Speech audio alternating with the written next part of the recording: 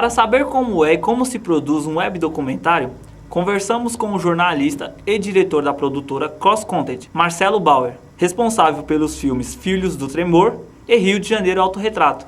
O cinema encanta o mundo desde 1895, quando, em Paris, os irmãos Lumière criaram o cinematógrafo.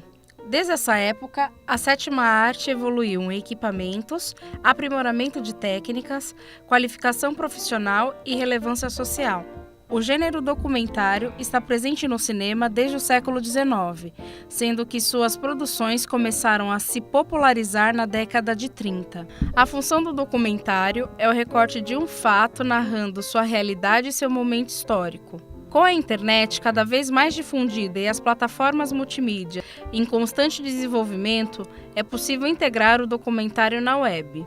Uma tendência que tem crescido em escala mundial, ainda timidamente no país, são os webdocs. O webdocumentário é uma nova forma de você narrar histórias na internet.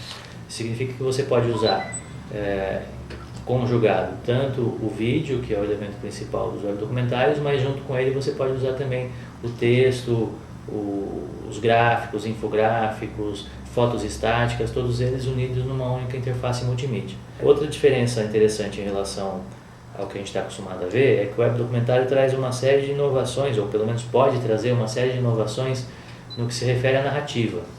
Então, quando você pensa numa narrativa tradicional de televisão ou de cinema, você pensa numa narrativa que tem um começo, um meio e o fim, e o produto foi pensado para ser visto dessa forma, do começo, para o meio e para o fim. No webdocumentário, não necessariamente essa linearidade da narrativa tem que ser seguida. Você pode fazer um produto que seja não linear, ou seja, o internauta tem a opção de escolher se vai ver primeiro a parte A ou a parte B, e se vai ver todas ou não.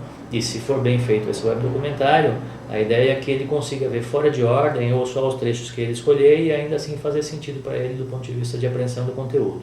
Uma outra diferença grande do webdocumentário em relação aos documentários de cinema e de televisão é a questão de como você pode tratar a interação do internauta com a obra, em primeiro lugar, e a participação do internauta. Então a gente faz essa divisão. Interação é a interação do internauta com a obra em si, ou seja, como ele vai usar aquela interface, como ele vai, a partir daquela navegação pela interface dele, entender os conteúdos, e com a própria interface que ele vai comandar é um elemento para ele entender o conteúdo.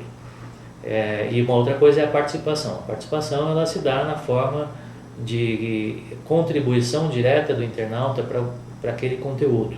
Essa contribuição pode ser de diversas maneiras, pode ser uma contribuição, digamos, um pouquinho mais simples, que seria a contribuição feita por meio de opiniões. Ele pode enviar a sua opinião, pode palpitar, pode dizer se gostou ou não gostou, ou as participações, digamos, um pouco mais complexas, que podem se dar de diversas formas, por exemplo, enviando conteúdo gerado pelo próprio usuário, o conteúdo gerado pelo usuário que a gente chama, que pode ser um vídeo, uma foto, um texto, qualquer conteúdo que ele gere e que venha contribuir para o assunto em si que está sendo tratado naquele webdocumentário.